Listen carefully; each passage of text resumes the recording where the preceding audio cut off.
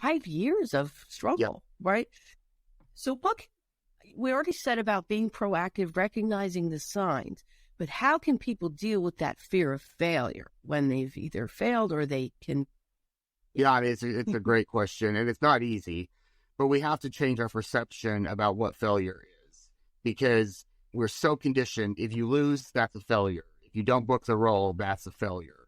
And that's, that's kind of how our society functions. And the reality is you may lose a tennis match or a game, and it's not a failure if you're improving, learning, growing.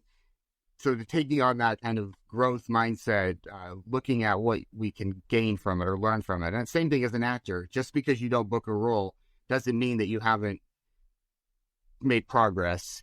You're getting seen by a casting director. Maybe you didn't book this role, but you're going to be on their radar for a role that's even better for you down the road, or you're making those contacts. I mean, some of these roles that I go out for, they have 3,000 submissions. The fact that I even get an audition is already a victory.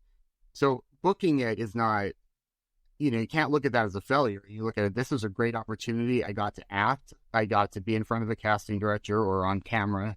Self-tapes are the standard now after COVID.